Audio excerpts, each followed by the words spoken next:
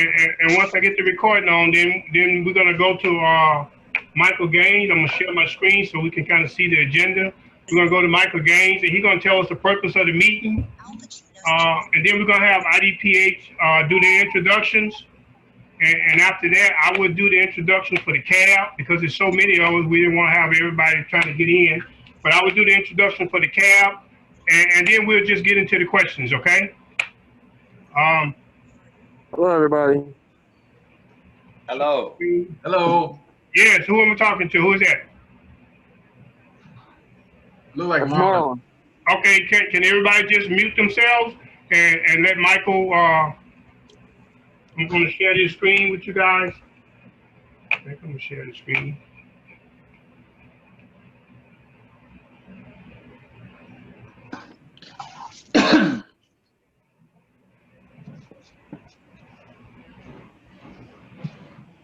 Okay, there we go.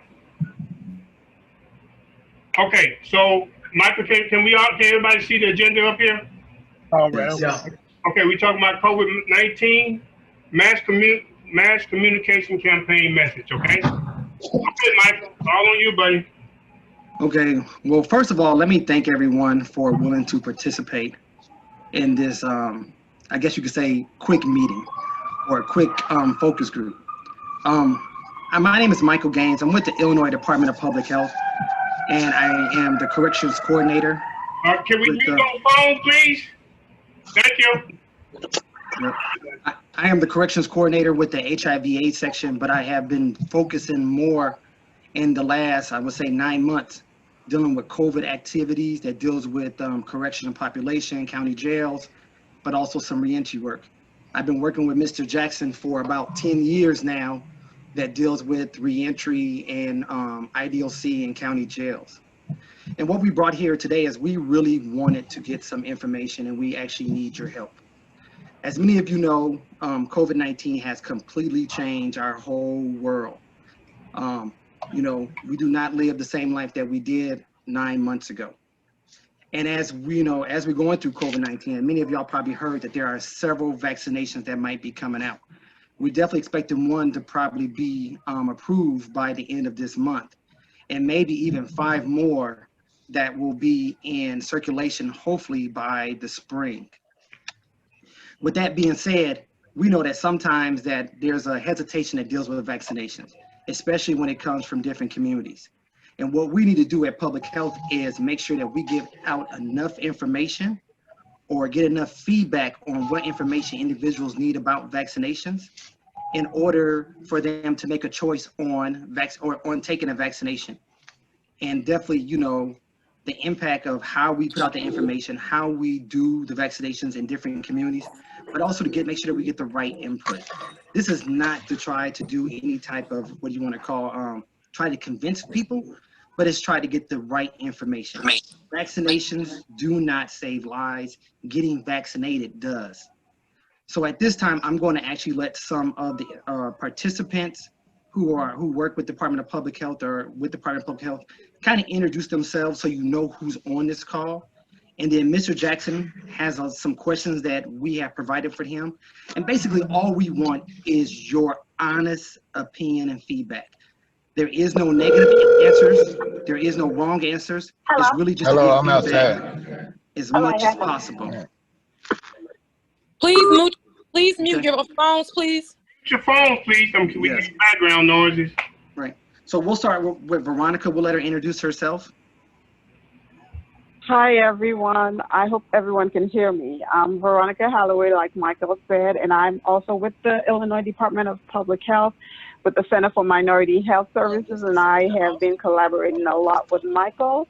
And I do want to just give a quick shout out to both Michael and Mr. Jackson for facilitating this call for us today, and also to say a big thank you to all of you for being on this call. Your voices are important to us. We want to make sure that, you know, all communities and all populations are included in the discussion around the COVID vaccine. And we want to make sure that we're able to provide your feedback and your input into the communications and the outreach efforts that we plan to do within IDPH. So thank you again for participating today. Aaron? Thank you. My name is Erin Conley. I'm also with the Center for Minority Health Services. I just want to echo Veronica's comments. We really appreciate everyone's input. I think what we hear today is going to better inform and educate the department as we move forward and how this vaccine rolls out. And so I'm looking forward to hearing from everybody. But I won't be talking a whole lot after this because I'm going to be taking a lot of notes. So thank you, everyone. Thank you. Dr. Arnold? Hi, I'm Dr. Damon Arnold. I was a former director for public health back in 2007-11 timeframe, and now working with Blue Cross Blue Shield of Illinois, but very concerned about our communities and how how COVID-19 disparately impacts different communities, and the reentry group is really one of the things that I think deserves a lot of attention. And I'm really here openness to listen to what you have to say. And I'm assisting the department with Veronica and the Office of Minority Health Affairs. Thank you. Thank you. Mildred Hunter? Not sure if she's on or not. Looks like she's trying to connect. Is there anybody else that I'm missing that's with the department? Masood should be on. Yeah, I thought I saw her name. Hi, this is Masood. Okay, thank you. I work for the Illinois Department of Public Health in Department of Disaster Planning and Readiness, and I'm here to just participate and learn how to communicate with the community, and especially when we have got COVID vaccine right at our door, and to reach out the community. Thanks. Thank you.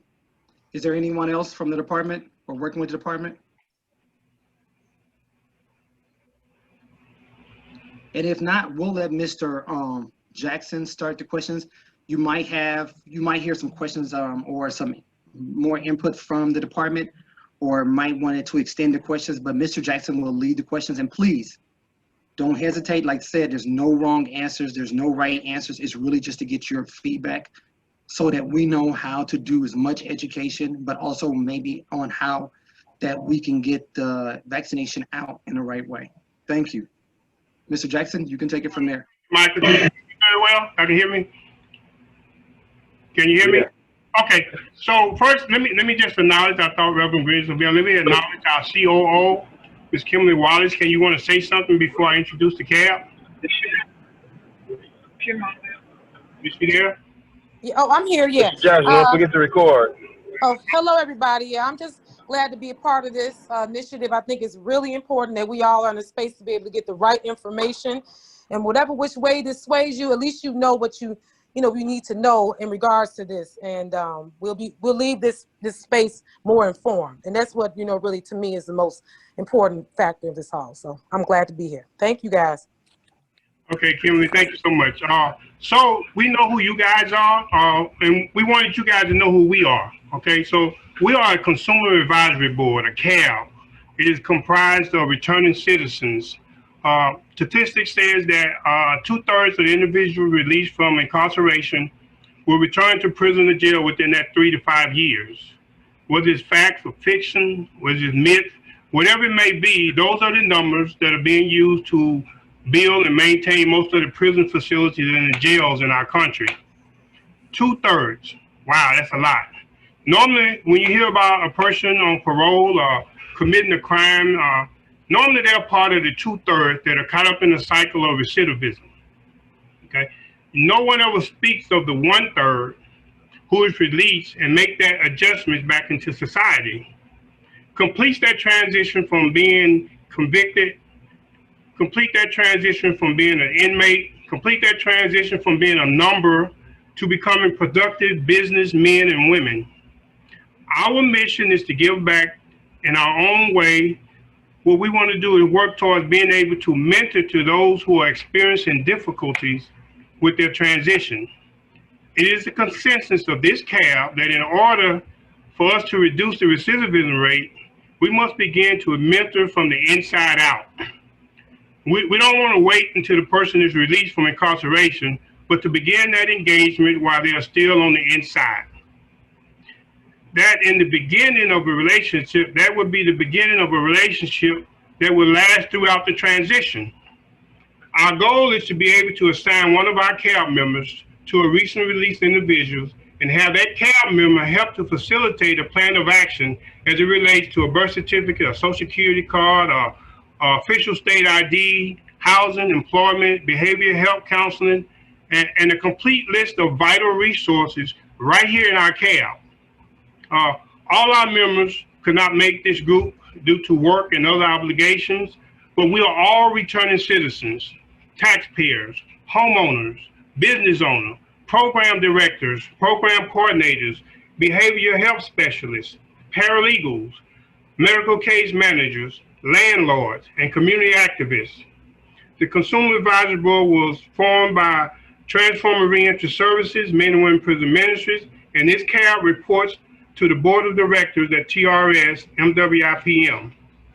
By staying actively involved with the recently released individuals and maintaining that connection within the prisons and the jail, we as a CAB are able to advise TRS MWIPM on the current conditions inside the prisons and jails, what is most needed upon release, and what is trending, and how they can better serve the reentry population in this ever-changing environment.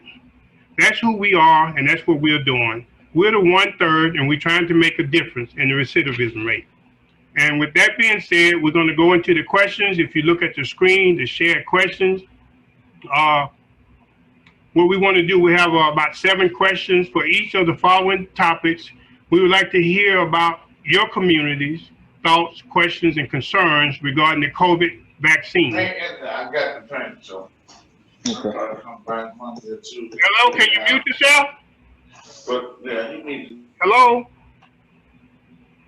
Can everybody mute themselves? Thank you. So, what specific issues are involved in your opinion? During this meeting, you represent a specific population or group. What are the specific issues of concern? Now, we are the reentry population, okay? And according to the data,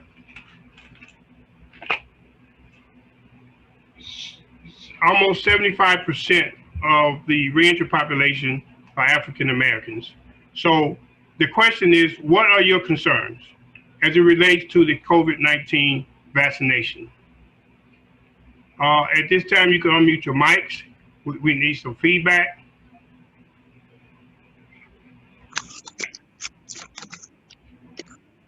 Okay. Well, greetings. Okay. My name is Charles Patton. Can you hear me? Yes.